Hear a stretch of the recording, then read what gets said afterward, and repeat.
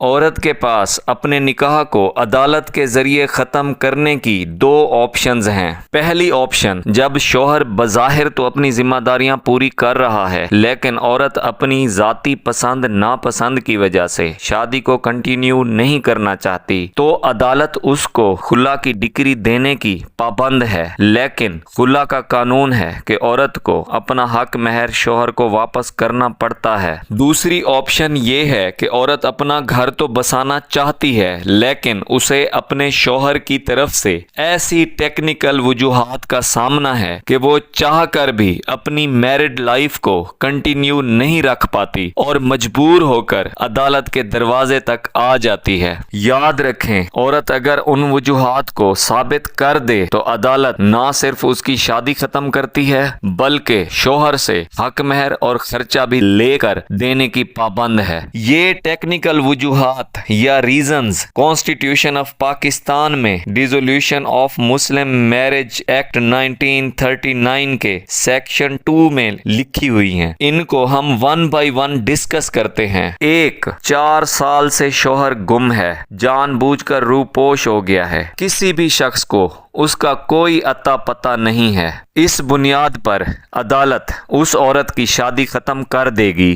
2، شوہر 2 سال سے اپنی بیوی کو خرچہ نہیں دے رہا۔ 3، 7 سال یا اس سے زیادہ شوہر کو قید ہو گئی ہے۔ 4، 3 سال سے بغیر کسی جائز وجہ کے ازدواجی حقوق ادا نہیں کر رہا۔ 5، شوہر امپوٹنٹ یا نامرد ہے۔ 6، 2 سال سے شوہر کا دماغی توازن ٹھیک نہیں ہے یا اسے کوئی ایسی جان لیوا وائرل بیماری لگ گئی ہے بیوی کو لگنے کا خطرہ ہے۔ 7، لڑکی ابھی 16 سال کی نہیں ہوئی تھی، اس کا نکاح کر دیا گیا تھا تو وہ 18 سال کی ہونے سے پہلے اپنا نکاح ختم کر سکتی ہے، لیکن اس کے لیے شرط یہ ہے کہ اس کی رخصتی نہ ہوئی ہو۔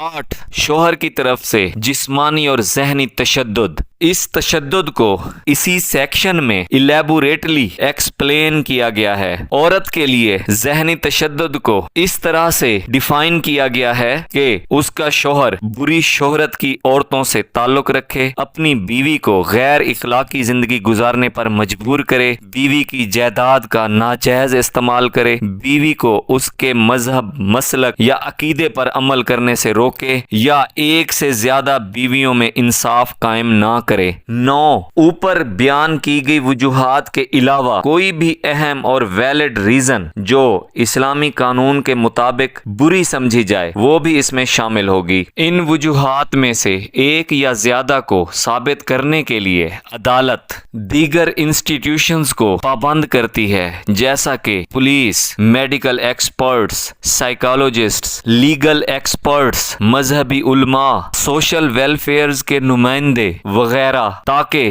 انصاف کرنے کے لیے عورت کی مدد کی جائے۔